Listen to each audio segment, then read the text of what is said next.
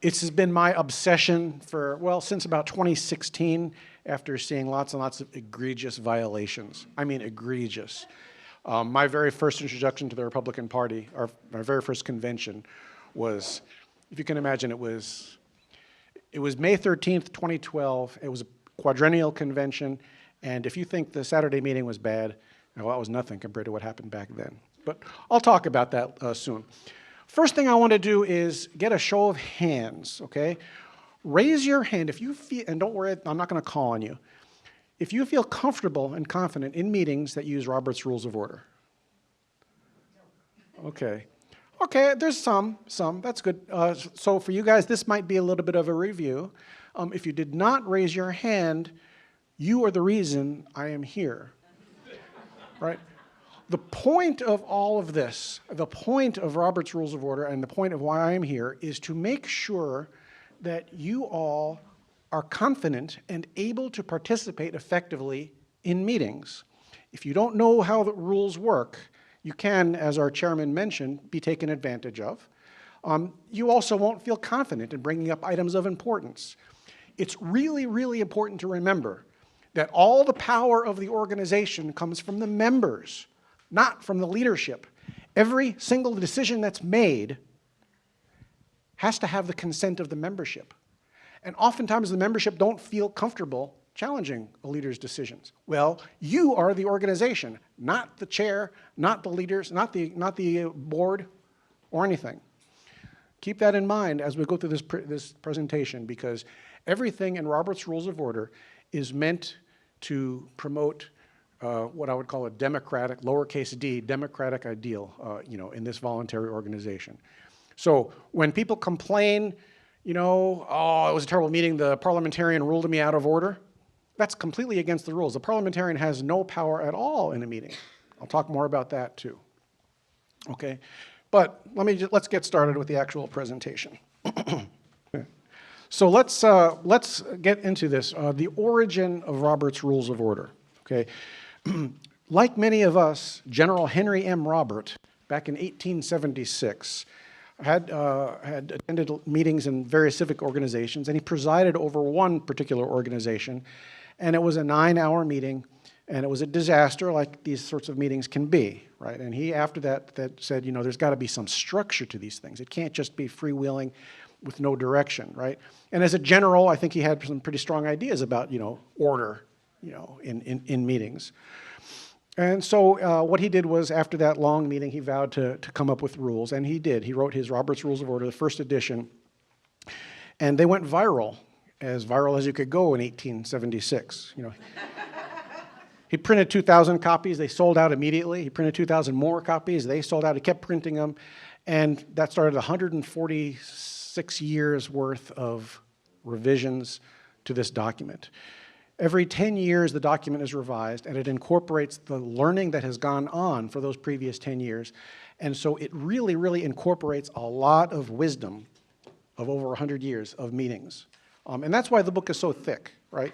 The rules aren't all that complicated, but there are so many exceptions and things that have come up over the years.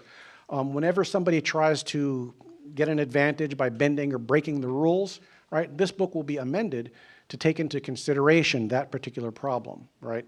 So there's actually 2 of these. The little book, Robert's Rules of Order in Brief, is more than sufficient for most of us. Unless you're a parliamentarian, this little thing will really, the first 99 pages of this will get you there, right? And so I encourage everybody, if you don't have this book already, get it. It's like $8 on Amazon or something like that. Very inexpensive, very easy to read, and it's really, really powerful. If you want to get up to the more powerful stuff, then you get the full book, but don't start with this. It's a little too difficult.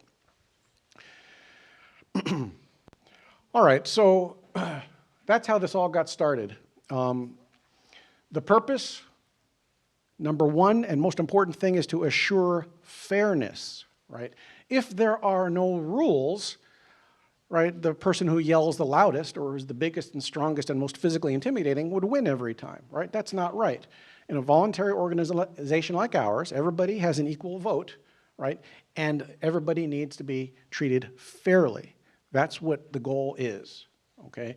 And if people are treated fairly, they won't get angry, and we won't have the disasters that we often see.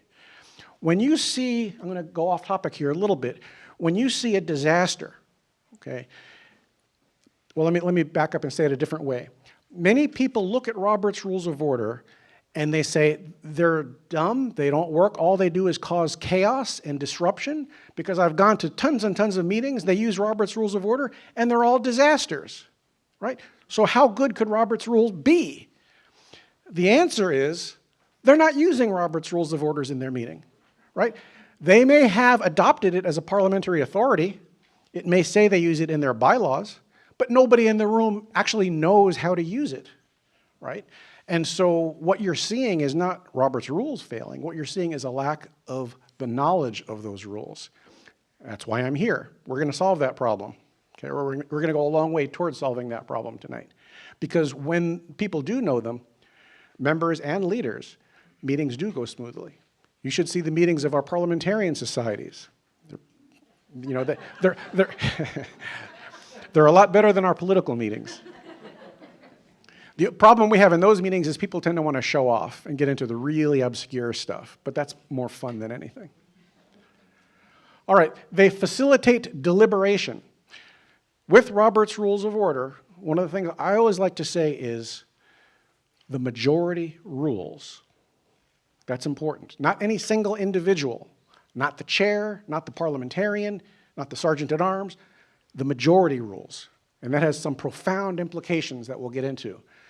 And deliberation amongst the assembly is how decisions are made. All right, the scope. These rules only apply if Robert's Rules of Order is invoked by your bylaws. Okay, if your organization has not officially adopted Robert's Rules as a parliamentary authority, then they don't apply. Okay, so that's important to note. If you do adopt Robert's Rules of Order, your governing documents, bylaws, and there are some other documents too, standing rules, special rules of order, things like that, the organization can adopt rules that differ from Robert's, and they override Robert's Rules of Order. Okay? Robert's is a generic set of rules that apply to lots and lots of organizations, and General Henry M. Robert was smart enough to know that all organizations are different. This one book can't cover the rules needed for all different types of organizations. So your bylaws can actually, and do actually, override the rules in Robert's. So everything I tell you today, if there is a bylaw that contradicts what I say, the bylaw takes precedence. Okay. All right, some basic facts.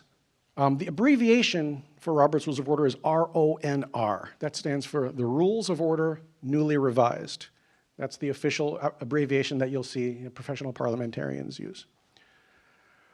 When you are voting, and this is a little one, when you are voting, there's no such thing as nay in Robert's Rules. It's either aye or no. It doesn't make a big difference really, other than if you want to sound good and sound like you know what you're talking about, don't say nay. Okay. Unless you're a horse, that's right, that's what horses say. Here's an important one though, the role of a parliamentarian. Oh, and let me say something here that's important. The little numbers that you see in parentheses after each one of those bullet points, those are citations into Robert's Rules of Order. It's broken up into 63 sections, and each section has a specific purpose, and then within those sections there are paragraphs. So what you'll see is a section number, a colon, and then a paragraph number. Very similar to the biblical form of citations. And so the role of a parliamentarian. Parliamentarians most often are not members of the organizations that they serve. An organization will hire a parliamentarian from outside, could be a professional or someone from outside the organization, and they sit on the stage next to the chair, and they advise the chair on the rules. If the chair gets stuck or confused, the parliamentarian can help them understand the parliamentary situation. If the parliamentarian sees something that's happening that could blow up, if he sees somebody's rights are being violated, any sorts of things that typically go wrong in a meeting, the parliamentarian is there to advise the chair on how to handle it and what to do. Okay? But that's all they're allowed to do. They're not a member of the organization, and therefore they have absolutely no rights in a meeting, other than the fact that they were invited, by the chair to advise the chair and the members. So, parliamentarian ruled me out of order. I'm mad as hell, right? Well, that can't happen. Parliamentarian cannot rule anybody out of order, right? Parliamentarian can only give advice to the chair or the members, and the chair specifically has the right to ignore the parliamentarian. The chair is under no obligation whatsoever to actually do what the parliamentarian says. That's an important fact. Now, if the chair repeatedly ignores the parliamentarian, Robert's Rules says after the meeting, stay to the end of the meeting and then quietly resign, right?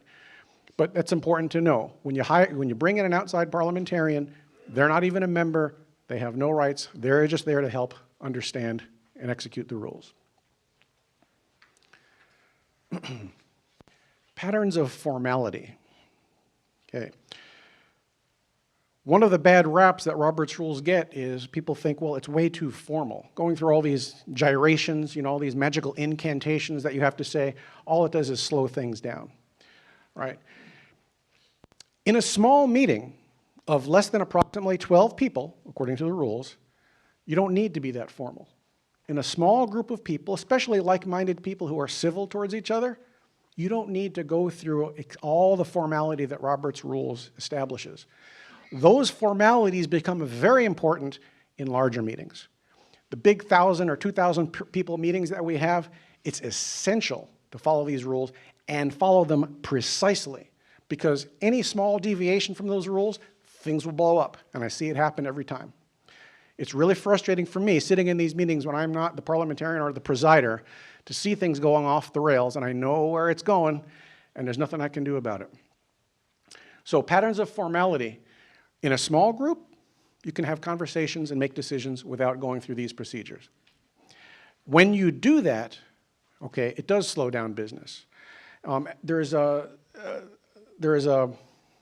misconception in the mass media that Robert's Rules is way too formal and it slows down business. And in fact, I've got a little video clip here that is from a TV show that you might recognize. Take a look and see the problem that I'm talking about. Just as the cork protects the wine, as cork master, I hope to protect the wine club from the forces of metaphorical oxidation. Oh, Lord, Master, you in the middle of your inauguration speech? I'm so sorry. That's all right, that's all right. It's just that I have an announcement of my own to make. Yes, well, new business is concluded, Brother Craig. I move that we reopen new business. Second, denied. Point of order. Once a motion has been seconded, there must be a vote. Oh, all right, just tell us your new business. To override procedure, there must be a quorum. Very well, move for a vote. Second, all in favor? Aye. Motion carried. Secretary, make a note. Noted, Court Master. Thank you. Proceed. I remember when we used to come here to drink.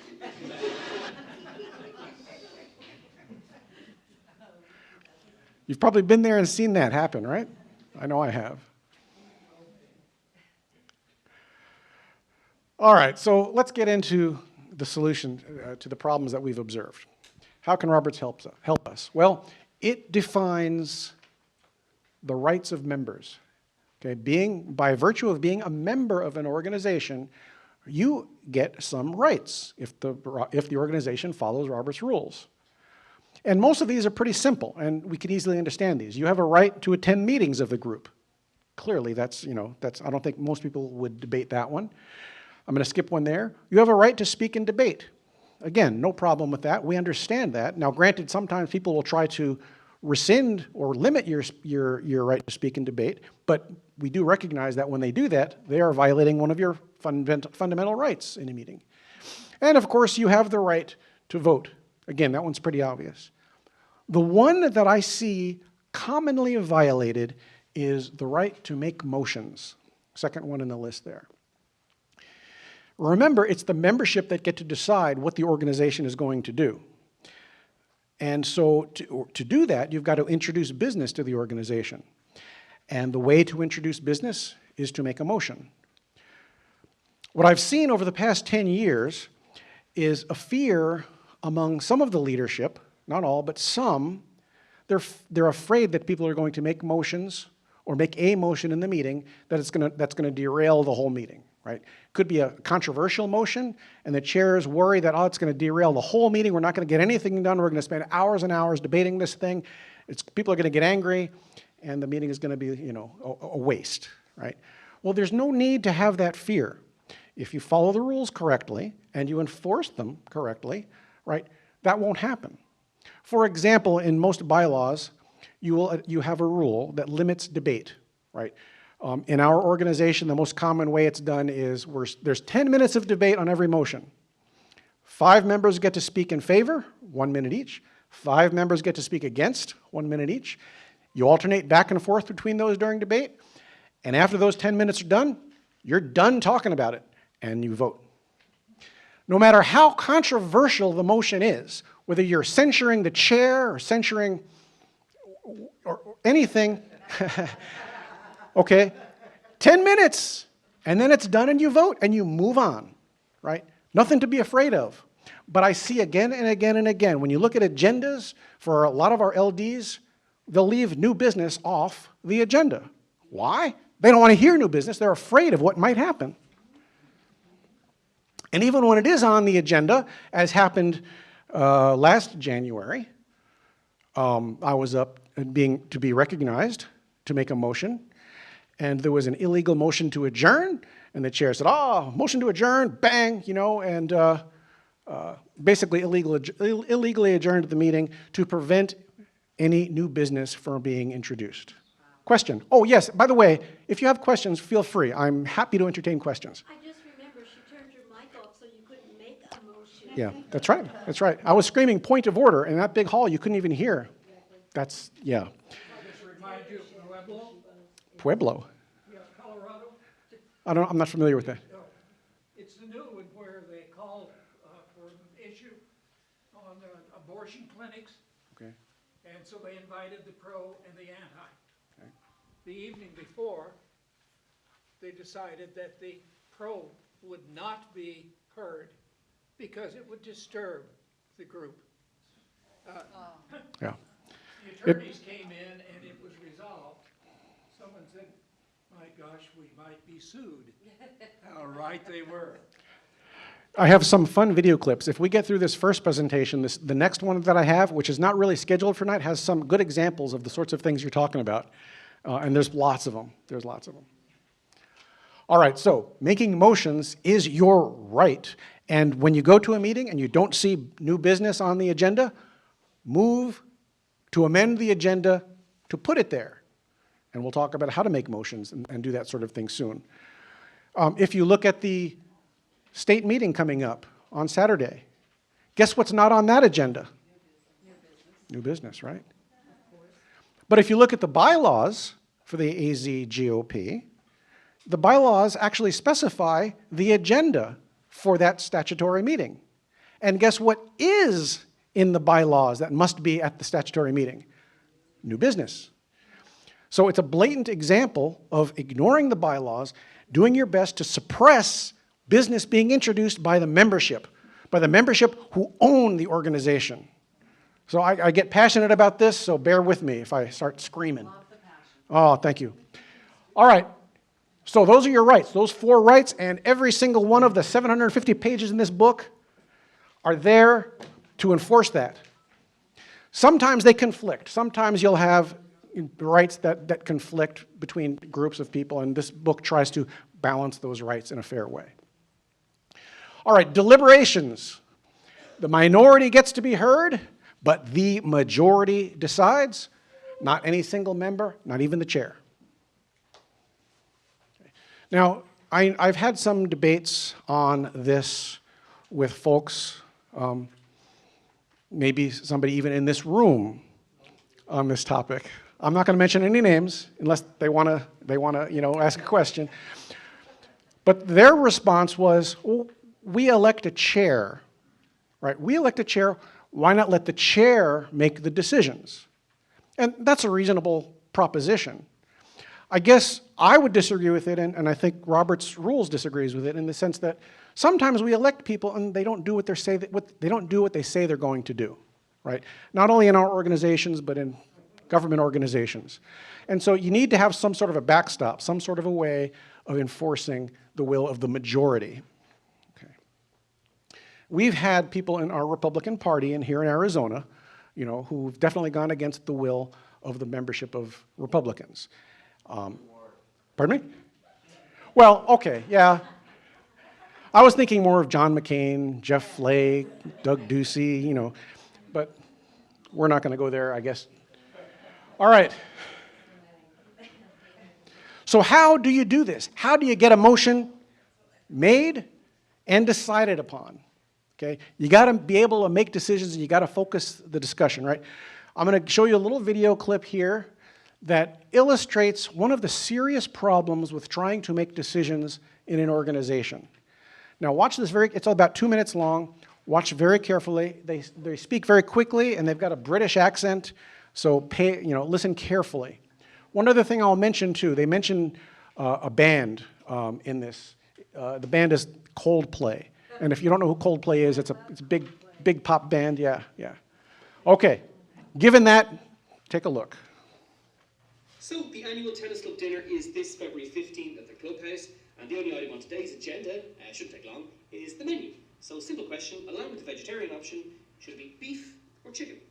What about beef and chicken? Well, it's kind of an either-or situation. I like pasta. A pasta option would be nice. I- Okay, so these are the options that we've been given from the catering company that we selected. Are there any other catering companies? You remember we had a 6-hour meeting last week where we finally decided to go with this catering company. Should we get a band? No, we can't afford a Who band. was the band that we heard on the radio earlier? Coldplay. God, they were very good. Yeah, I'm not sure the Tennis Club can afford Coldplay. What about a murder mystery? We're not having a murder mystery. I'll make a note of that in a minute. If we could return to the dinner I option. thought the chairs last year were very uncomfortable. God, Mrs. Moynihan's back is a bit. And now the food options, if we could discuss. Sorry lads, is there any chance we could move it to the 12th of March? No, we can't. Sorry, the 12th doesn't suit me, Jerry. I could do the I'm 11th. sorry, folks, the date has been set for months, so if we could return to just the simple question of chicken or beef. Mary Butler's allergic to shellfish. Shellfish isn't an option. Apparently her throat closes up. Oh God, that's awful. I'll make a note of that in a minute. So we should focus just on the only item on today's agenda. While we're on any other business, We're not on any other business. does the secretary get to make a speech? No. Should the secretary get to make a speech? No. Well, if the secretary gets to make a speech and the grass court's maintenance manager gets to make a speech, I'll tell you, I've got a bone to pick with some of the members. There's Zolda Coveney there, Karen Ahern, Litter. There's a big problem there now. Okay, So so name names, but quick as you can, please, folks. Beef or chicken? There was a set of keys found in the car park. Beef or chicken? We're running dangerously low with urinal cakes. Beef or chicken? There's house martins nesting in the gutters. Beef or chicken? We need to have a committee WhatsApp group. Guys, please! Beef or chicken? All those in favour of beef? Chicken? Great, it's a tie. John, you're abstaining? Well, I'm voting for pasta. That's not an option, John. Then the beef. Beef it is then. Would it hurt to ask them? Ask who? Coldplay.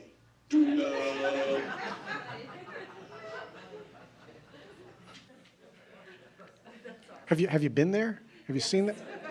Okay. Well, that was just a small meeting, so the Robert's Rules of Order do not apply to them. Ooh, it could. That's very good. Very good. Wow, somebody was paying attention. You're absolutely right about that. Now, in that,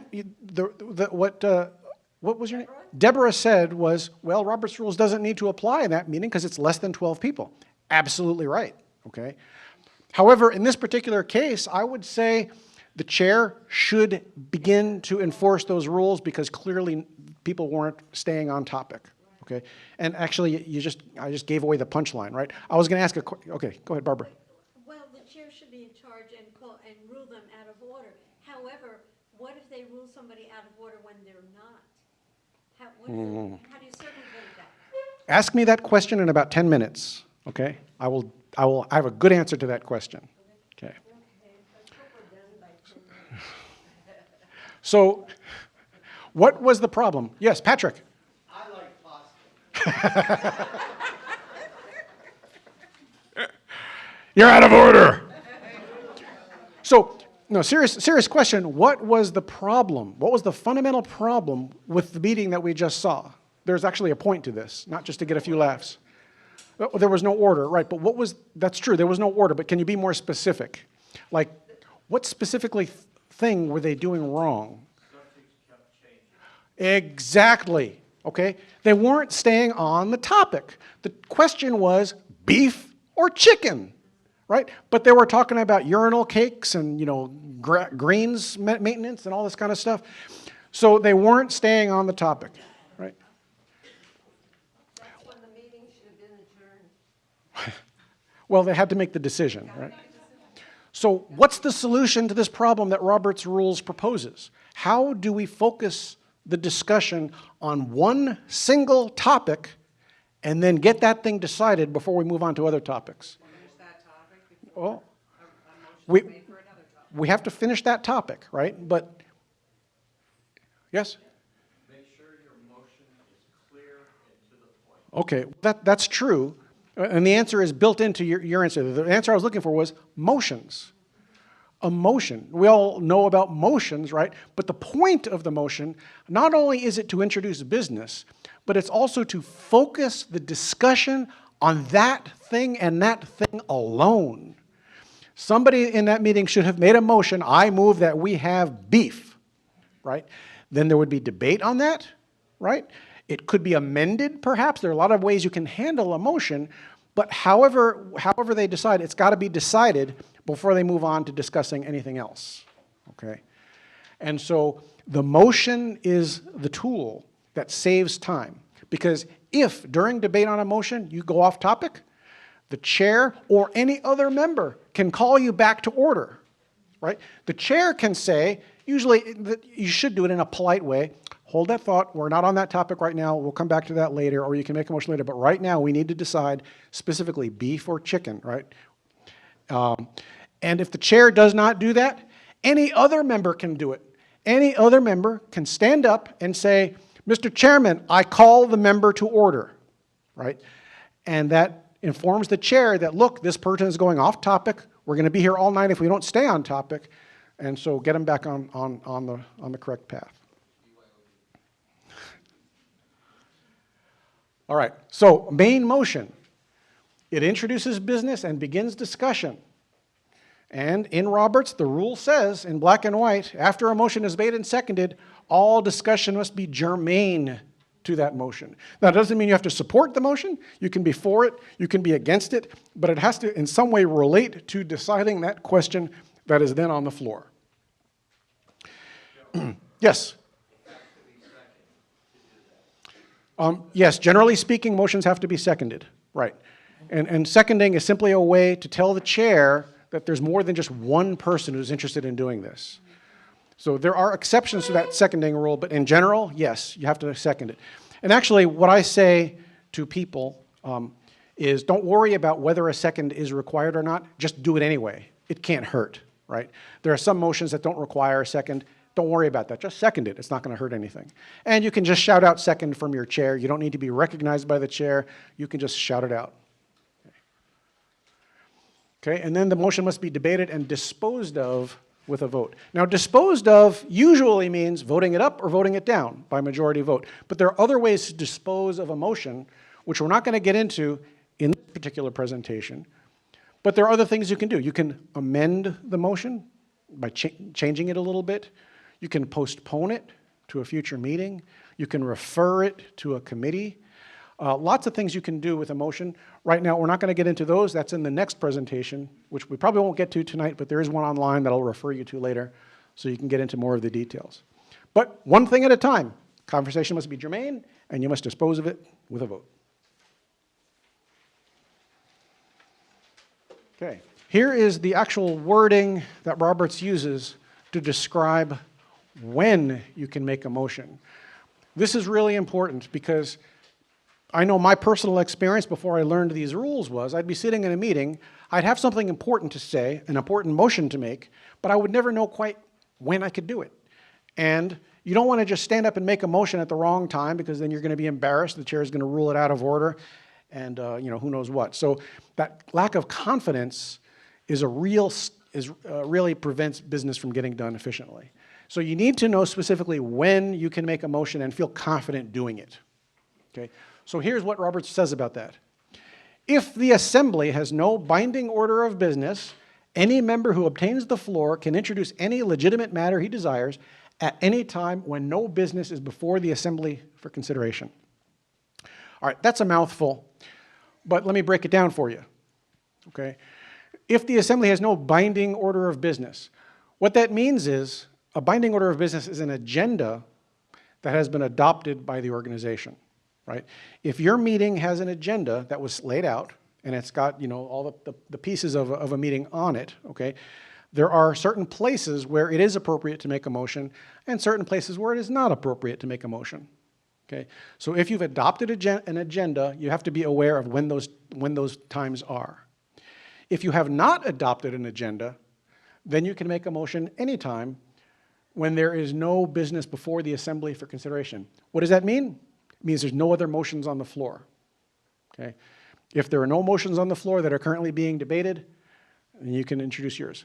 Bill. You're going into my territory. You're saying that if somebody calls out for point of order while the meeting is taking place, he now has the floor.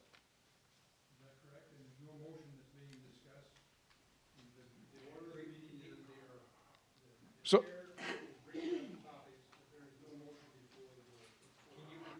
okay, sure.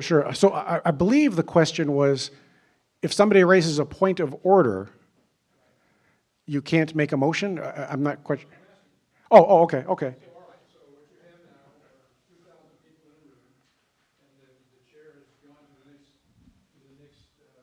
agenda item, and somebody says point of order, and he gains the floor. According to this, he can make a motion about anything. He can obtain the floor, introduce any legitimate matter he desires, Okay. whether or not it's on the agenda or if it's even covered anywhere on the agenda. Once he's gained the floor through this point of order process, then he can direct the meeting where that individual member wants it to go. Okay, you're getting a little bit ahead of the discussion here, but I'll address it because it's an important point. When somebody raises a point of order, right, they don't get access to the floor. All they have for a very limited time is the ability to tell the chair what rule is being violated. A point of order serves no purpose whatsoever other than to bring to the attention of a chair a rule that's being violated. So when you say point of order, the only thing you're allowed to do, and this is also, by the way, widely violated, the only thing you're allowed to do is state the rule that is currently being broken and have the chair have the chair correct it, right? So the chair can say, you know, your point is well taken, and then fix the problem that this person brought to his attention, or the chair can say, your point is not well taken, and then continue doing what he was doing. But you know what, we're gonna talk a lot more about point of order. Barbara asked before, what happens if the chair isn't doing what they're supposed to do? And this is the exact same question, essentially, that you're asking too. So give it a few more minutes, okay, and then by all means, ask then, okay? Yes? So Joe, when you say adopting the agenda, do they, sometimes there's chairs who bring in their agenda and they don't call for it to be approved by the membership or anything like that. So if we have not done that, if we have not approved it, the membership, then this is where this rule comes into force. Yeah. Can you repeat the question? Yeah, so Okay.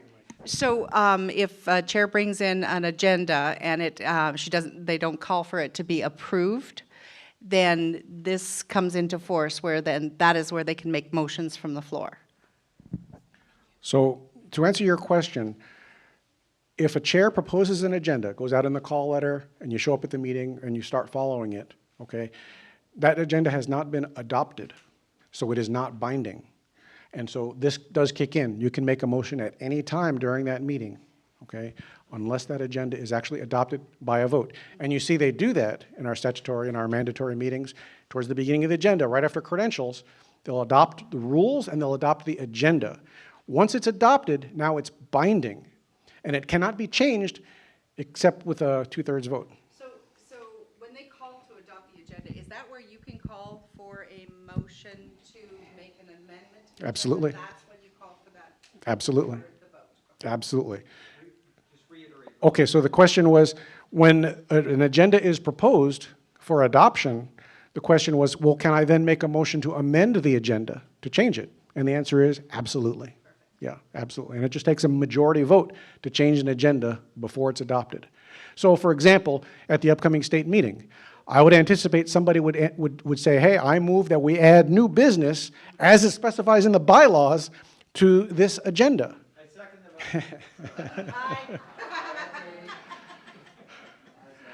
And in fact, if they're following the rules, it shouldn't even take a second and any debate and any vote, because it's in the bylaws, right? It's in the bylaws. It is mandatory. It's a point of order. That's right. And so what they should do at that point is say, your point is well taken. Put it there. I did that very thing in the county meeting several years ago when I first started learning these rules. I'm like, oh, look at that. Yeah, okay. So I tried it. I didn't have any new business. It was a Maricopa County meeting. Must have been 2017 or thereabouts. And I saw it didn't have new business on it.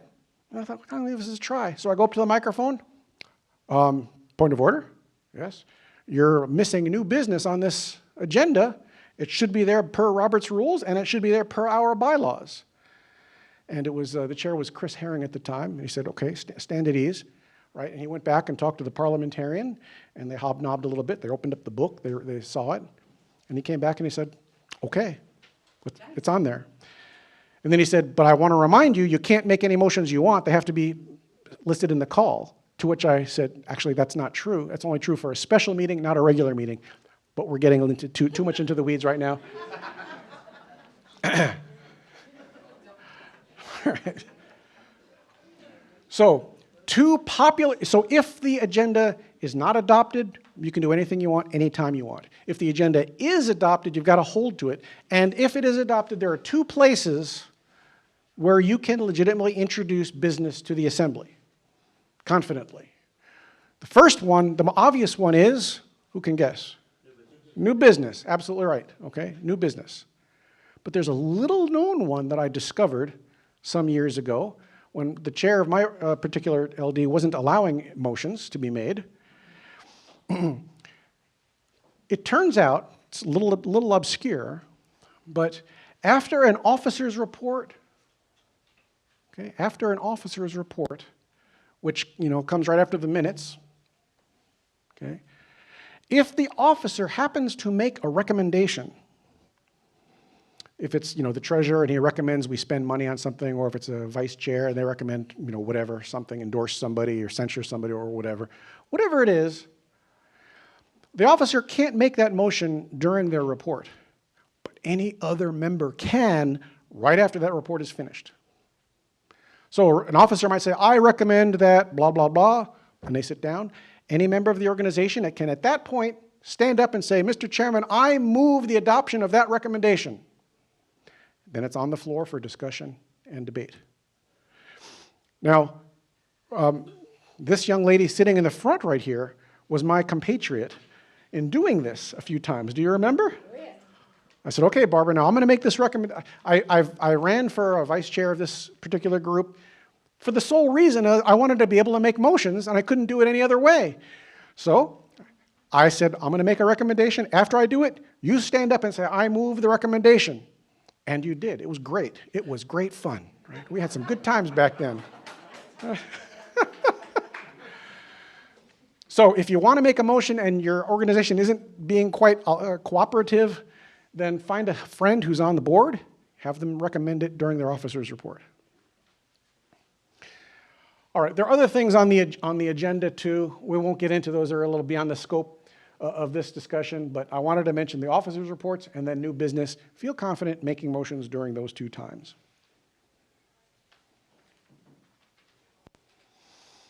Okay, so how then? We know when you can make a main motion now. Now the question is how? How do you actually do it? Do you stand up and say, I think what we really need to do is this? No. Do you say, I want to make a motion that? No. What you say is, I move, and then fill in the blank, okay? I move, and it's got to be specific. It should not be, I move that, we need to have somebody who's standing over there to watch the ballots when they're counting, and, we should count the ballots, and somebody needs to watch those ballots while they're being, and it goes on and on and on and on, right? And you can't tell exactly what it was that was adopted, right, or what was moved. It makes it impossible for the secretary to record what was actually said, And even worse, everybody's going to start arguing after that point about what was it that we actually adopted. And it's going to completely defeat the point of being able to make a specific decision quickly. Okay? So be specific. What I say is this. If you ever have the urge in a meeting to say, you know, I really think something needs to be done about whatever. Something really needs to be done. I hear that all the time, right? Something needs to be done. I would ask you to do two things if you have that feeling. Thing number one, decide exactly what it is that you think needs to be done. Thing number two, move it. Okay? Once you move it and you get it on the floor, the organization has no choice pretty much but to debate it and decide on that, right? Okay. So be specific. It can be in the form of a resolution. If it's a long thing, whereas, resolved, that's a motion too, but that's more complicated than a regular motion, but it's still a motion. And you would typically print that out, hand it out to the membership, give it to the chair so that everybody knows what they're voting on, right? But a motion can be in the form of a resolution. In that case, you wouldn't say, I move that. You would say, I move adoption of the resolution that, and then list what the resolution is. The chair can require main motions in writing. This is a really important one, and this one is overlooked. And I tell chairs all the time when they're presiding and they're asking me for advice, I will say, you have the right as a chair to demand the motion in writing. Do that. Because people will come up to the microphone and they'll start, rambling on about what should be done, right? What I say is, sir, please put that in writing. The assembly will stand at ease while you do that, okay? And then they'll start writing, and hopefully it doesn't take too long. What I would tell if I was making up the rules for the county and the state meetings, I would put in one of the rules, main motions need to be submitted in writing. Write it down first, then go up to the microphone, make that motion, and then hand it to the chair. Then everybody knows exactly what it is they're voting on, exactly what it is they're debating, and that'll save a lot of time. It does another thing too. If you happen to have a malicious chair, it prevents them from changing that motion. 2019, it was a state meeting, and we were electing a new chair for our party. The state party hired a parliamentarian to preside over the meeting.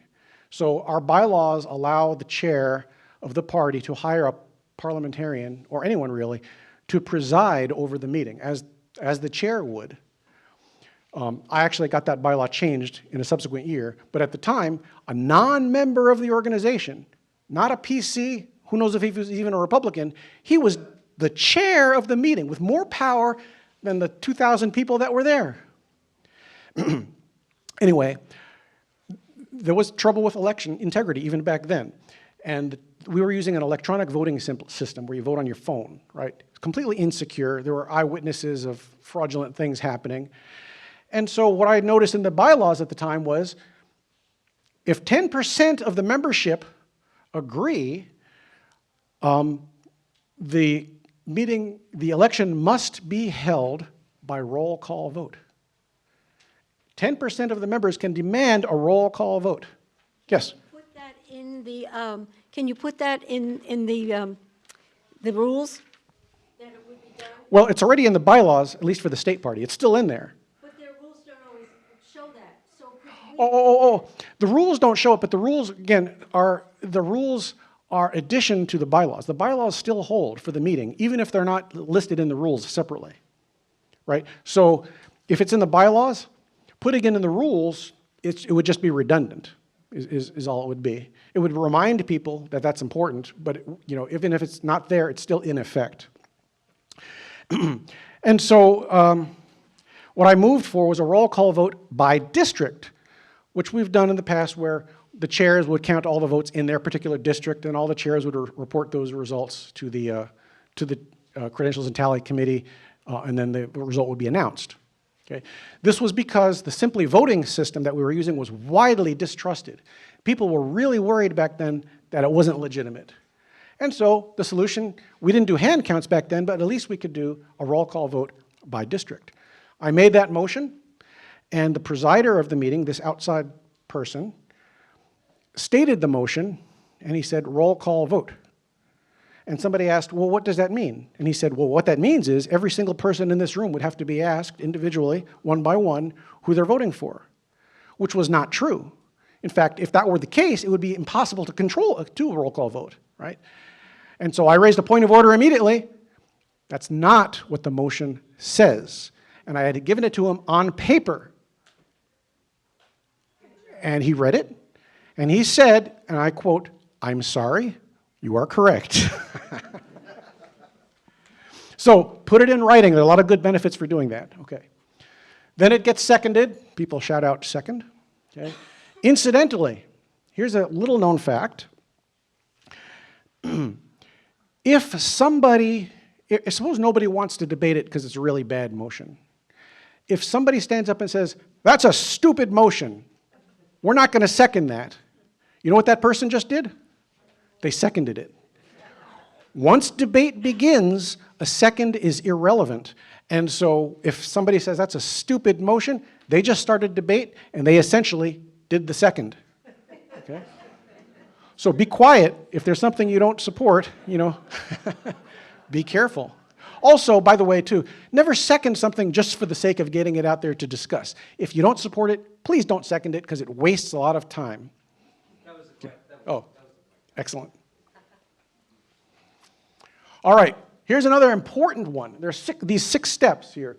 You state the motion, number 1, seconded, number 2, number 3, the chair states the motion. Oh, this is so important, and oh, it never happens, okay? Once a motion is made, especially if it's not in writing and everybody doesn't have a copy of it, okay, the chair needs to state it. Before the chair actually states the motion, it's not yet on the floor. It's not under consideration until the chair states it exactly the way it was proposed. Exactly. Okay, so somebody will make a rambling long motion, somebody else seconds it, and then the chair will start debate. No, because nobody knows what they're debating. And you will get question after question after question. What was that again? How was that? And it'll go on and on and on, and it'll never end. So the chair must state the motion. Before it's stated, it doesn't exist. Okay? Once the chair does state them, oh, and by the way, a chair is obligated to not state motions that are vague. If the motion is vague and it's not definite in what it does, the chair is obligated not to allow it to get to the floor. What the chair is supposed to do is make sure it's clarified before it's actually stated. Make sure it's clarified so that we can have a good debate and a good vote and then move on. All right, and then comes debate.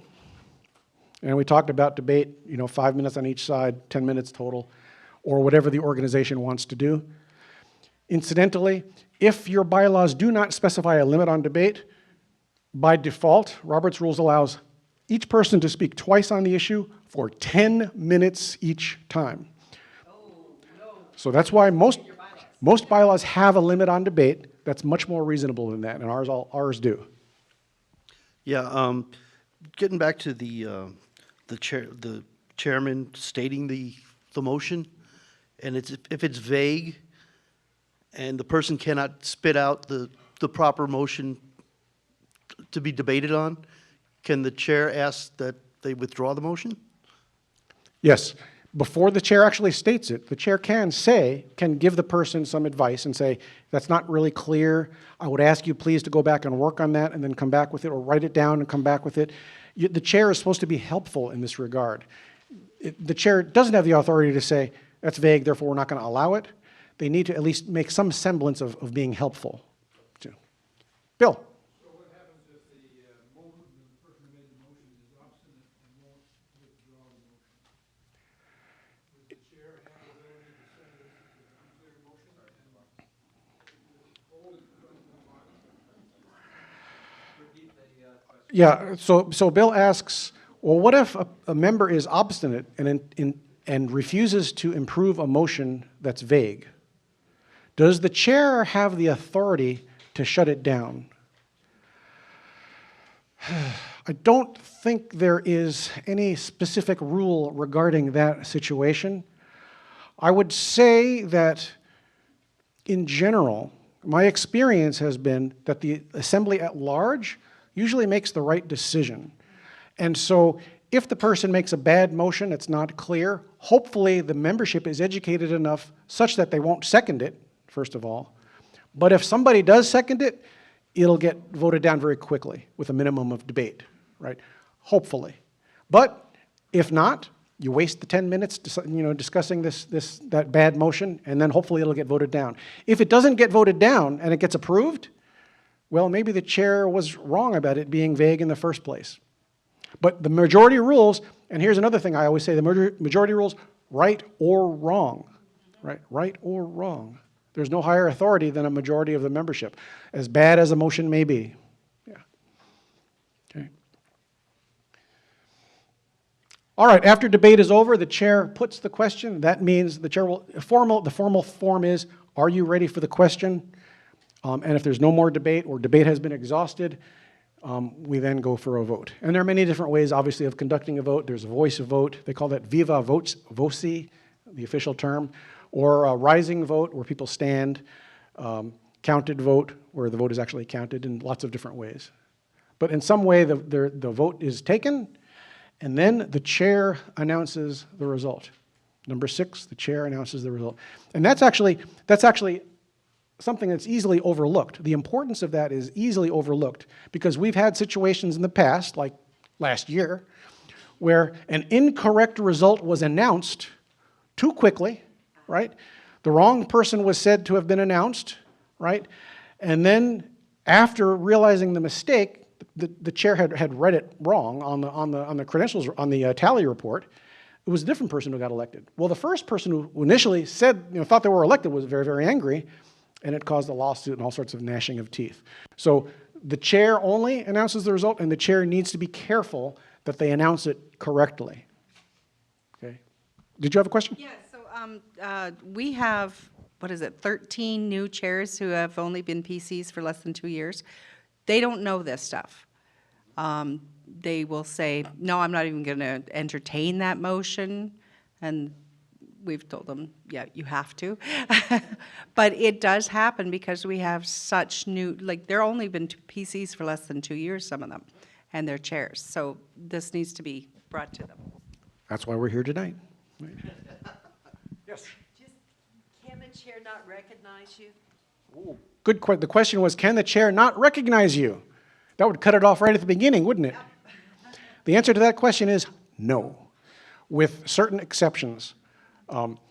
If you are legitimately making a motion at the right time, the chair is not allowed to ignore you. We'll get into this rule later. Chairs are obligated to recognize people who are entitled to being recognized. The only exception to that is if the person is intentionally being dilatory. And what that means is if they're making motion after motion after motion that are not serious or they're absurd or ridiculous and they're just doing it to waste time, the chair then is empowered to ignore and not recognize them. Okay? But it has to be pretty clear. You don't want to do that because of something you don't like. You can only do it when you've determined clearly this person is just trying to thwart the will of the majority. Good questions. All right, let's talk about some rules. Now, those are the basics of the procedures. Let's go into some rules. I've collected these rules over the years because these are salient to our situation. And I've mentioned many of these already, but they're worth listing so that you can cite them chapter and verse during a meeting if you have your handout with you during a meeting, right? Number 1, parliamentarians cannot make rulings. Okay? We talked about that before.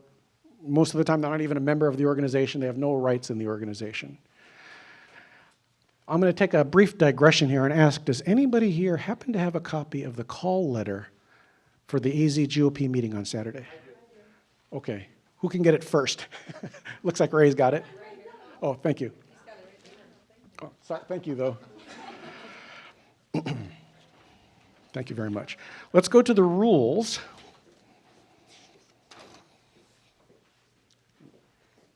Need my glasses for this one here.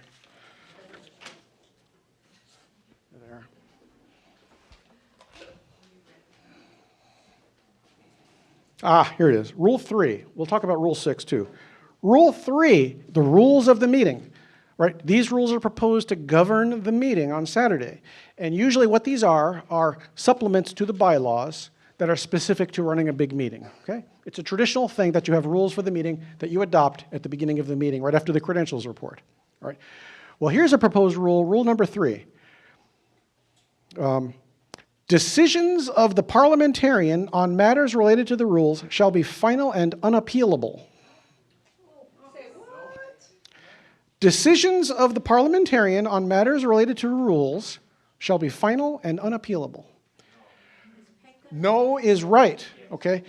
This makes the parliamentarian, who's not even a member of our organization, I don't know who it is on Saturday, by the way, but whoever it is, probably not a member of our organization, a dictator, having more power than everybody else in the entire room, combined, right?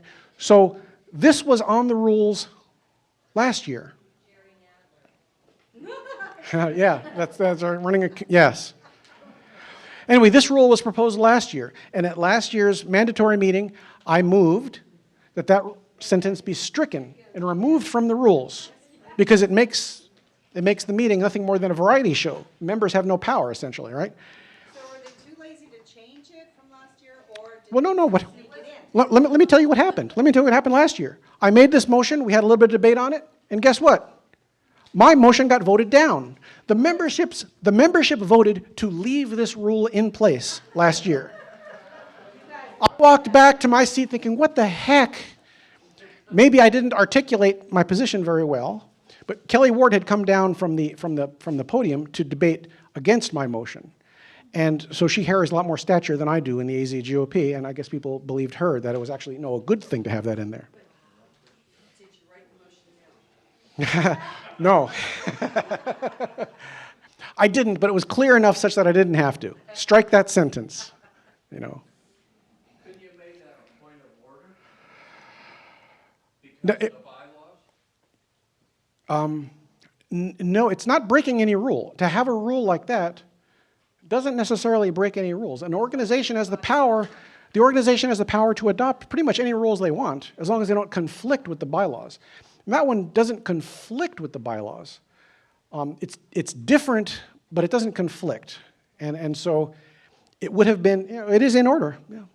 Ray? So if you would like to just strike something, like that one line, would you need to write it out as a motion, or could you say, I move that we strike the last line of item number 3? So in that case, you can simply state, I move that we strike out the last sentence of rule number 3. And that should be sufficient to anybody.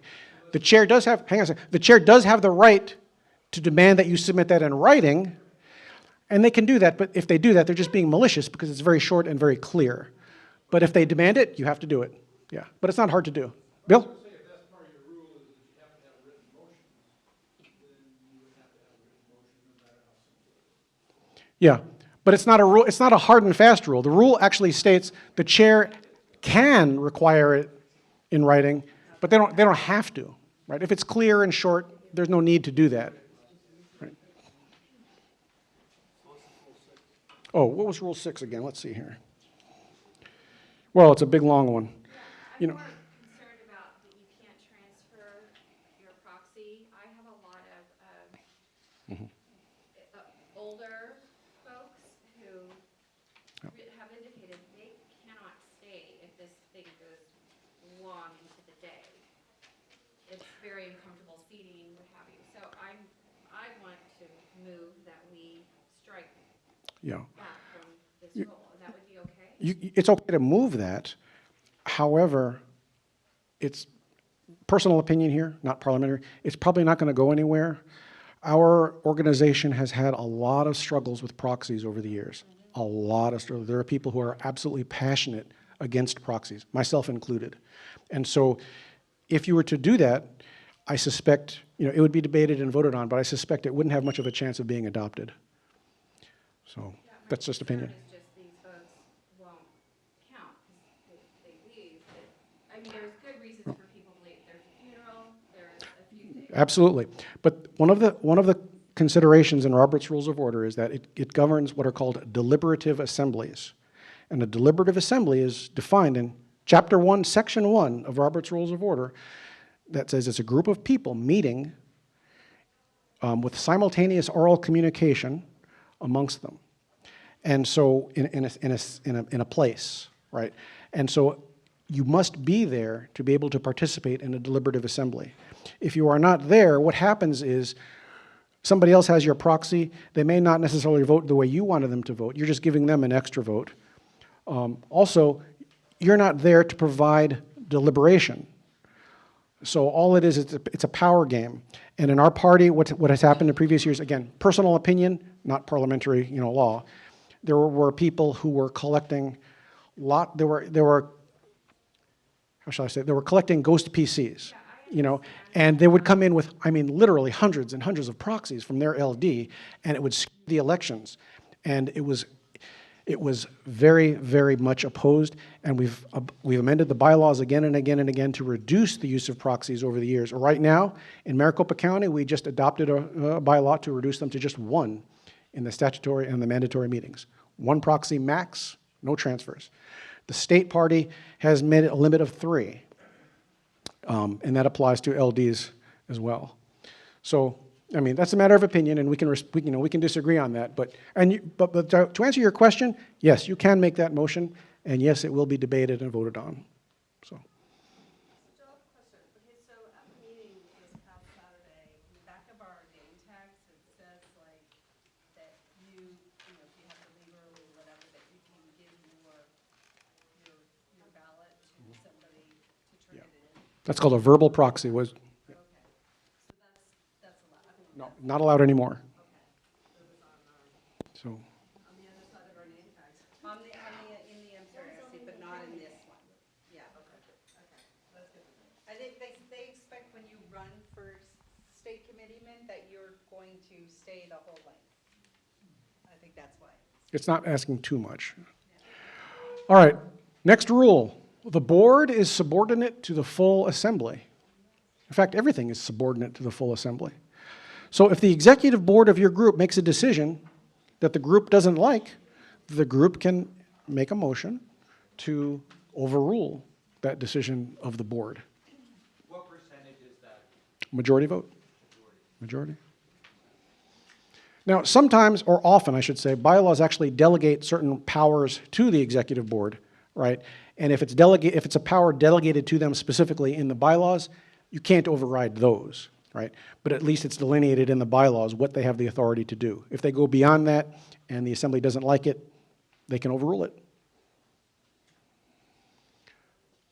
And it's simply a matter of making a motion like any other motion. Okay. All right, decorum. Members must address the chair only. There's no back and forth because that easily gets out of hand. People start yelling back and forth at each other. Not good. If somebody says something that's offensive and you want to confront them on it, you can get recognized and say, Mr. Chairman, I call that member to order. He's in violation of decorum. Or point of order, the member is out of order, by making some offensive statement, something to that effect. But you direct those comments to the chair, and the chair controls, it's one of the powers of the chair, who speaks and when. The chair decides. That's an awesome power. But it's limited by the fact that the chair is obligated to recognize people who are entitled to being recognized. Okay, members do not speak without having first obtained the floor. Okay, when they do and people start yelling and screaming, nothing gets done, right? And people go away very angry and frustrated, and it's not productive. So you obtain the floor first before you make a motion. There are exceptions. Point of order, for example, is one we'll talk about soon, when you don't have to be recognized. Second, you can shout that out and you don't have to be recognized. But those are some very specific exceptions to this rule. If you're going to make a main motion, you must get recognized first. The chair must recognize any member who seeks the floor while entitled to it, and that's something I've just mentioned a few times already. Okay, you're not allowed to be ignored unless you're intentionally being dilatory to slow the meeting down. Motions. Okay, members have a fundamental right to make motions, no doubt about it. Okay. During new business, members can introduce new items of business. This is a subtle one. I have seen agendas proposed that have a new business item on them, a new business category on them, and then there'll be 2 or 3 things, items of new business listed under new business. And that's fine. But be aware that that doesn't limit the new business to only those things that are listed on the agenda. After the last one is dealt with, the chair is obligated to then ask, is there any further new business? So just because it's not listed on the agenda doesn't mean you cannot introduce it. Okay? New business is just what it means. New business, and members are entitled to introduce things that are not on the agenda. Let me get into one exception here, one important exception. If a special meeting is called, okay, special meetings are called for a specific purpose, whether to elect or fill a vacancy in an officer that may be left or something like that.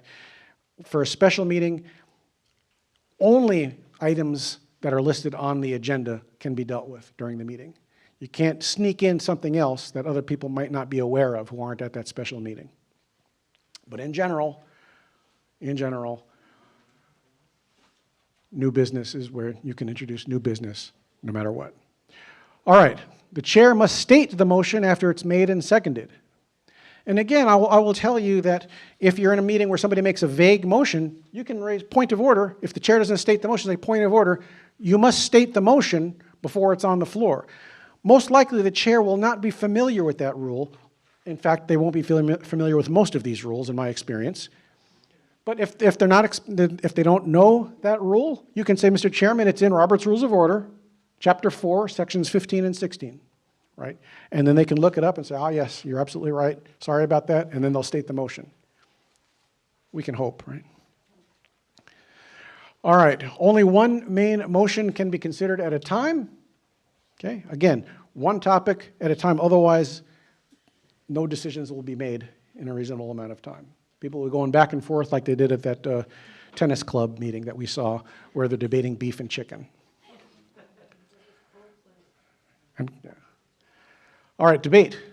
Here's a really important one and often overlooked. No debate without a motion.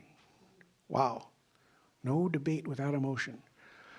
In a meeting, somebody might say, you know, I think something needs to be done about whatever. And somebody else will say, yeah, you know, I think you got a good point there. Something needs to be done about that. And then another person will chime in, and you got a good discussion going there. It's fun, you know. It's like family at Thanksgiving dinner or something, you know, and you're all chatting. But guess what?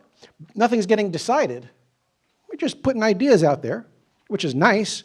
But if you want to get a business meeting that's focused and quick and efficient, that's not the way to do it.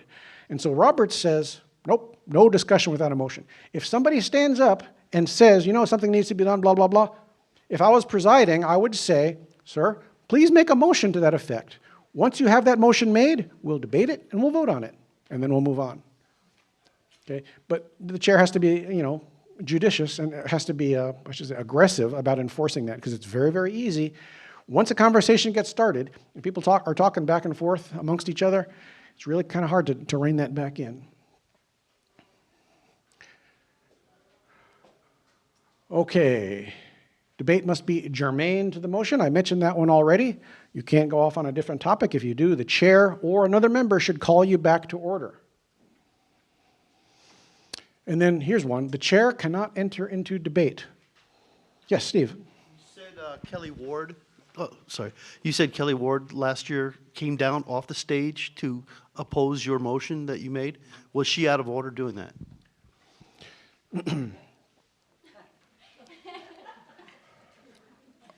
Yes.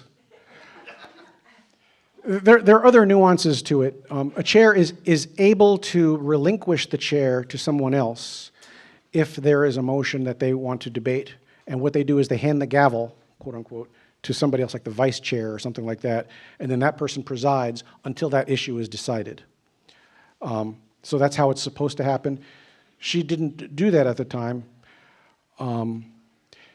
In fact, your question is hard to answer because there are a bunch of other rules being violated at the same time too that nobody actually objected to. For example, it was the chairman of the Rules Committee that was presiding at that time during the meeting. Normally speaking, the chairman of the organization is supposed to preside over the whole meeting. And so she wasn't actually presiding at that particular time, even though she was the chair.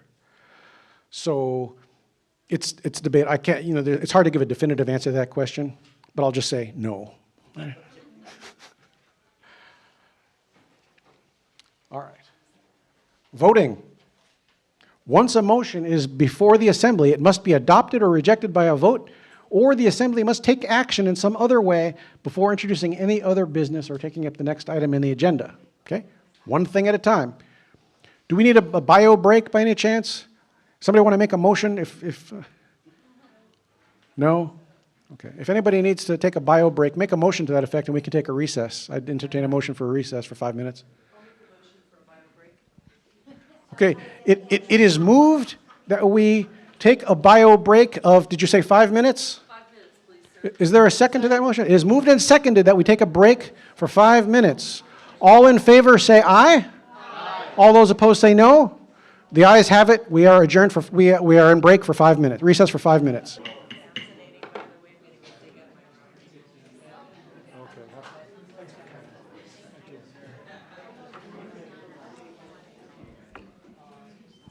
All right, let's continue then.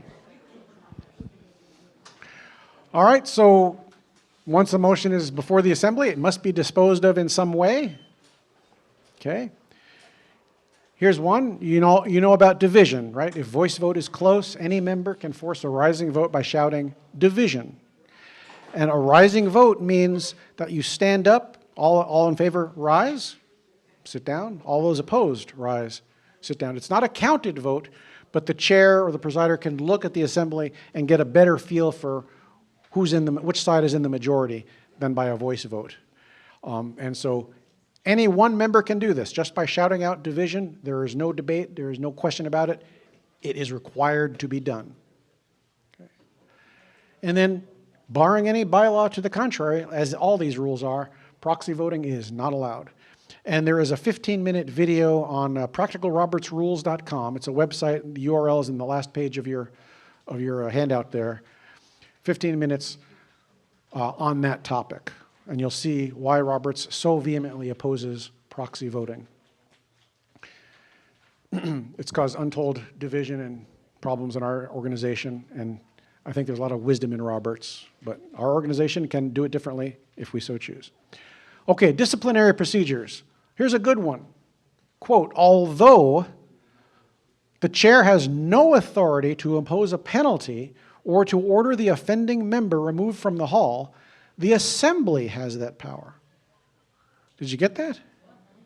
The chair cannot kick a member out. We had that at the county, right? Yeah, happens all the time. Happens all the time. That's two. One more time and you're out of here. Right? When we were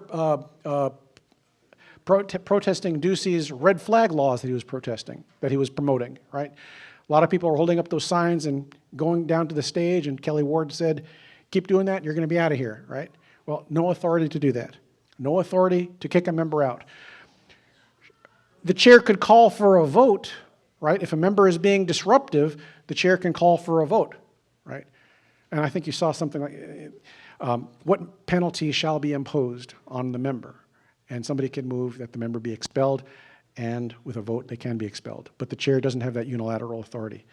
Incidentally, I talked to a police officer at the meeting last Saturday, and I pointed out this rule to him. I said, if the chair directs you guys to escort a member out, you'll do that, right? And he said, yeah, of course, we'll do that. If they're being disruptive and the chair says, kick them out, we will escort them out.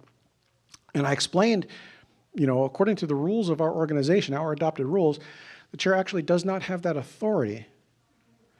And so, he was receptive to the logic of Robert's rules, but I suspect that many law enforcement who are there will not know this. And so it's important, if you anticipate problems, to educate them before the meeting. Point out this rule. I've been meaning for a long time to write up a little one-page summary citing Robert's Rules of Order, citing our bylaws, et cetera, explaining to them that, if the chair kicks somebody out, they don't have the authority to do that, and therefore you shouldn't do it either, right? And the officer said, well, if they're breaking the law, I said, yeah, of course, that's not what we're talking about here. We're just talking about doing parliamentary activity very aggressively. All right. It is also possible to adopt a motion of censure without formal disciplinary procedures. I put that in there, and I put that in every presentation I give because that's the violation of that rule was one of the reasons I am now a parliamentarian. Because the presider at our 2016 state meeting shot down a censure of John McCain, and it was done completely illegally in violation of the will of the majority. And his rationale was, no, you can't do that. You got to go through disciplinary procedures. And we all said, oh, okay, you know, I went home, I opened up Robert's Rules of Order to chapter 61, and I saw that footnote there. It is also possible to adopt a motion of censure without formal disciplinary procedures. I nearly fell off my chair. We'd been fooled. Over 1,000 political activists in that room, including myself, didn't even know that rule that's in black and white on the first page of disciplinary procedures in Robert's Rules of Order. And that had serious implications to the election that year, right? Okay. Joe, I have a question on that. Yes. So if the bylaws have a set way for somebody to be censured, they would have to go to the bylaws then, right? This is in the case of the bylaws do not specifically have a mechanism to devise that. That is true. And again, the bylaws override everything here. So if they require a specific procedure before a censure can be done, then that would definitely apply. Yeah. But there is no such procedure in our organization. We do have a procedure for removing somebody's voting rights, you know, which we've done several times in the past on the EGC. If somebody is openly, publicly supporting candidates who are not in our party, we can remove their voting rights. We can't just do that with a vote. We have to go through these disciplinary procedures. Whoops. All right, so everything I've talked about so far, gosh, this is all how it's supposed to work. Well, these are all the rules. Ideally, everybody would follow these rules. But we know, of course, that they don't. So what is the enforcement mechanism? If somebody is breaking the rules or you notice a rule being broken and you want it to be fixed, what do? Point of order. Okay. Quote, when a member thinks that the rules of the assembly are being violated, he can make a point of order, thereby calling upon the chair for a ruling and enforcement of the regular rules. So again, a point of order is not to debate, it's not to tell somebody something or ask a question, it is specifically to point out to the chair that a rule is being broken and you want it fixed. That's it. Point of order, state your point. Mr. Chairman, you're engaging in debate, and that's against the rules. Oh, sir, your point is well taken, I'll stop engaging in debate. You know, that's the sort of way it's supposed to work, right? No debate. I've seen so many times during debate on a motion, people will say, point of order, they'll be recognized, and then they'll start debating. That's not right. So I do a point of order to tell the chair that that's not what a point of order is for. So this is one where you don't need to be recognized. As soon as you see the rule being broken, you can shout out, point of order. And then the chair is obligated to recognize you and find out what the rule is that's being broken. Okay? And the chair will make a ruling.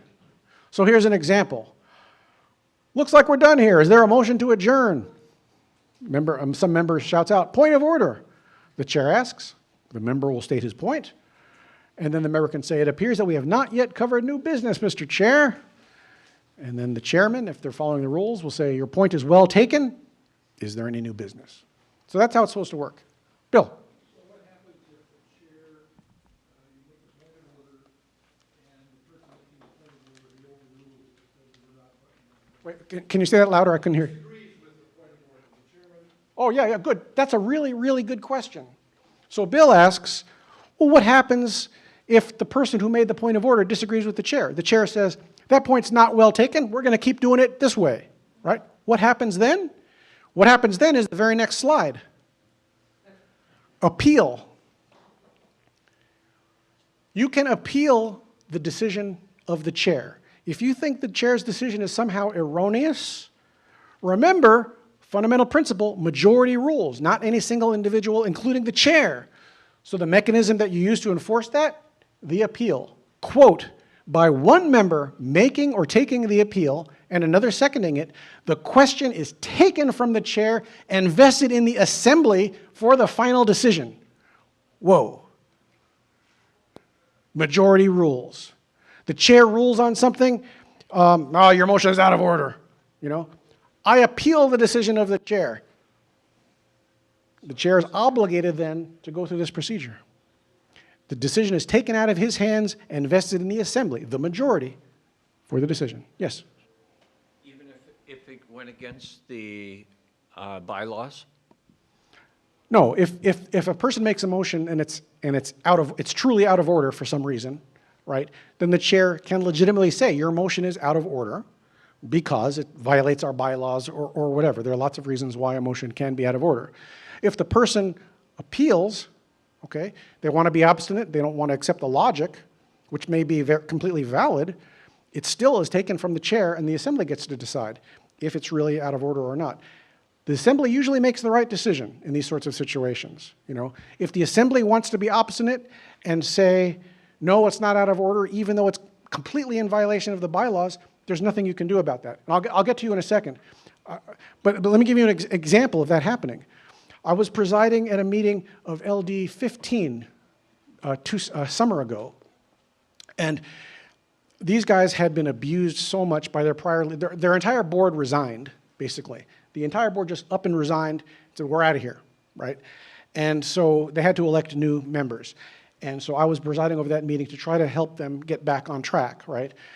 Well, in this meeting, they did not want to allow any proxies at all, even though their bylaws allowed proxies.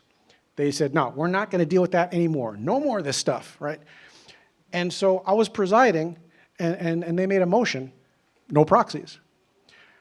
As the presider, I said, that's out of order. Proxies are provided for in your bylaws. You know, you can't do that. And it pained me because I am so against proxies. You know, I've been working against them for years. And then people started yelling and screaming at me like I'm some kind of rhino. Oh, you want proxies, you know? I said, hey, this pains me to say this, but you can't violate your bylaws. You've got to follow these rules. There was one particular member who's now on the executive board at the county level who stood up and he said, we are willing to accept any consequences of breaking the bylaws. So we're going to do it anyway. So my response was, okay, I can't prevent you from voting to ban proxies. But if you do, the election is going to be contested, and then we're going to be back in the same place all over again, right?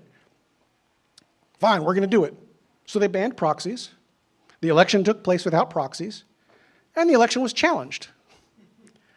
And they brought it to the EGC the next month saying, you know, this was not valid because proxies weren't allowed, right? Footnote to the story. Do you know who it was who challenged the election?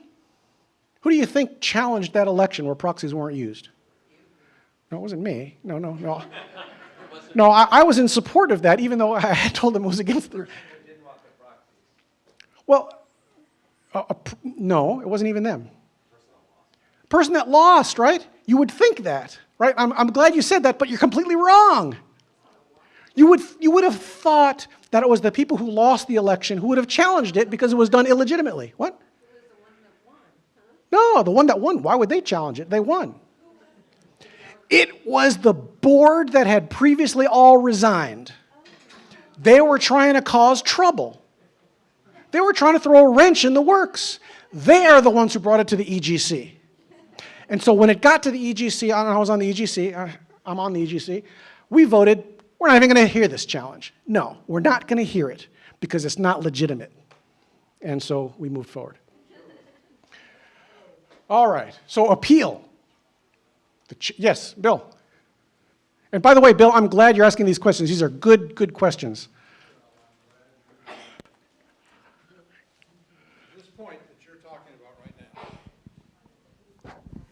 This point that you're talking about right now is the very issue that I have with Robert's rules, not to mention there's things that have gone along, and this is dragging out way too long, you know, so. But anyway. Very few people with this process, point of order and then appeal of the decision, can wreck a meeting, absolutely wreck a meeting, and you're not even touching on the fact of what the time it takes to count these ballots when you have an interruption by somebody that wants to do this. And this is ingrained in the Roberts rules. Now, enshrined in the Roberts rules, right? So it's always been my position that this is the biggest problem with them. Well, thank you. So you heard the question.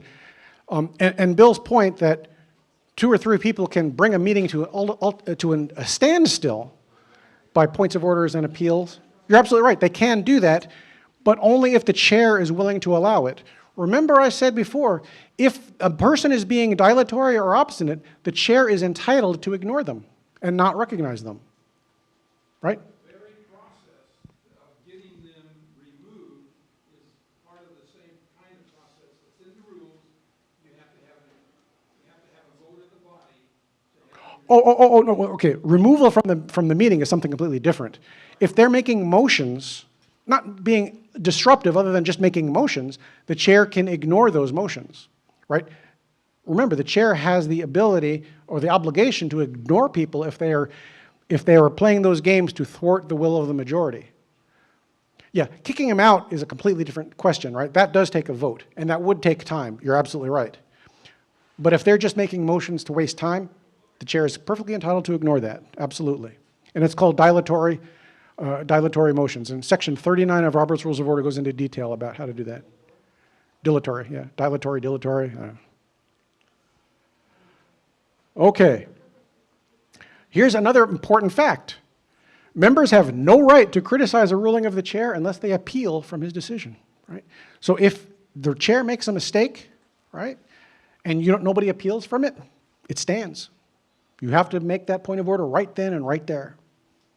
And when we did the McCain censure, the presider said there can be no appeal to this decision, which was not true, but we all thought, well, this guy's an experienced parliamentarian. He must know what he's talking about, so nobody appealed. And when I filed my complaint with the National Association of Parliamentarians against that parliamentarian, he was exonerated. Why was he exonerated? Because nobody appealed. So, know the appeal. All right, let's move on. We're close to the end here. Other motions. Okay, so there's lots and lots of things I did not yet talk about. I talked about the fundamentals that we all need to be aware of, just the very basics of it, okay? There's a lot more to learn. And so let me just give you a taste of what there is. You make a main motion, all right? Once you make a main motion, there are many, many, many ways of disposing of that motion, of handling it, okay? You can postpone it indefinitely to some uncertain time in the future. You can amend it, right? We all know about that. You can refer it to a committee. You can postpone it to a specific time. You can... You say, I move to postpone this motion until our next meeting. It's a motion, yeah. It's what's called a subsidiary motion. It's not a main motion. That's right, yes. What's the difference between the main motion and the other motion? The subsidiary motions? So the main motion is the lowest priority motion, right? Once a main motion is on the floor, you enter into debate. During debate, people can make what are called subsidiary motions, which means they are motions that will direct how the motion is processed. So, for example, let's take the simple one. Postpone definitely, okay? Somebody says, we're debating this thing here, but we don't have enough information right now to make this decision. I move that we postpone this to our next meeting, right? Somebody seconds that, and then there's a vote. If the motion is adopted, then the motion is postponed to the next meeting, and then it goes on the agenda under unfinished business for the next meeting, right? If somebody says, well, I can make examples of all of those, but you get the idea. Those subsidiary motions will do what they say, and it just takes a majority vote on those, okay, to get those things done. Yes? But that's not an exhaustive list of, please don't. That's not an exhaustive list of the subsidiary motions, right? Well, it's almost exhaustive, okay? There are lots of things you can do that are called incidental motions, okay? So these are subsidiary motions. These are incidental motions. So for example, point of order. You can do that, pretty much any time for any reason, You can withdraw a motion. You can do lots of these things here. Again, we're not going to get into the details of how to do them, but These are incidental motions. These up here are called privileged motions. Those privileged motions have the highest priority of any motions. They take precedence over any other main motion or any other subsidiary motion that's on the floor. So for example, the highest priority motion, fix the time to adjourn. 2. You do that if you're going to set up a new meeting to continue the previous meeting that business isn't getting finished in. So you're in a meeting, it's going long, you know you're going to need to set up another meeting to finally resolve these issues. You move to set up an adjourned meeting, and you move to set a time for that meeting, a day and a time, right? And that takes precedence over everything else. So there could be a main motion on the floor, there could be 2 or 3 subsidiary motions pending at that particular time. You put it all aside till the next, until the next meeting. Yeah. So that's what Kim Owens did. She rose under subsidiary motion to amend. Yeah, she made an amendment. Yeah, just a regular amendment. Are they in order, Joe? They are in order of priority. This is called the ladder of motions. Postpone indefinitely is the lowest priority. Fix the time to which to adjourn is the highest priority. And so if you, again, I don't want to confuse you with a lot more detail than is appropriate for this particular first discussion, but you can make a motion to postpone indefinitely. So I want to postpone this to some future time. I don't know what it is, but I want to postpone it to some later time, right? And then you'd be debating whether to postpone it, right? During that debate, somebody can say, well, I've moved to amend the motion to change it to some other form, right? And then the debate would switch to how you're going to amend that motion. It takes priority over the postpone, et cetera, up the ladder. So theoretically, you can have a lot of subsidiary motions all stacked up on top of each other. It gets complicated. It doesn't usually happen except in meetings of parliamentarians. Yes. But somebody could have asked to postpone definitely, right? Yes. Which would have overrid the amendment that she was proposing. That's right. And then would Well, okay, let me interrupt you right there. This is a convention. This was a convention that takes place annually. So, hang on a second. This is a convention. The convention takes place annually. One of the other rules that's not mentioned here is you cannot postpone something more than a quarterly time interval into the future. So it would have been out of order to postpone her amendment because we're not meeting within a quarterly time interval. You can't postpone something for a whole year. So that would have been out of order if somebody had tried that. All right, I think we're running a little long here. Let me just summarize by saying the little orange book, Robert's Rules of Order in Brief, is the best one to start with. There's lots and lots of books out there, lots of summaries of Robert's Rules of Order, but that one is by far the best and clearest and briefest that I've run into. And then, of course, there's the full book on Robert's Rules, which is also widely available. There is also a website, practicalrobertsrules.com, that has this very presentation that I just gave. There's a recorded version of it that's online right now. You can go and watch that. It's about 45 minutes long, and it covers everything. It's the same exact presentation I just gave, except without obviously a lot of your questions in it. There's also another video on there, which is the rights of members. And it goes into a little bit more depth as to how to preserve your rights when they're being violated. There's also a video on there on proxies and why Robert's Rules of Order doesn't like proxies. And finally, there's a video on there on the bylaws template. If you are in a legislative district, recall I wrote a template for the LDs to adopt, and many of the LDs in Maricopa County have adopted this template of bylaws, right? And there's a presentation on there that shows the logic and the procedure of how I developed that bylaw template and what it does for your LD. And I think our LD actually did adopt it, so we're actually using that. And there's a video on how that was developed. With that, I think I'll defer to our chairman. Yeah.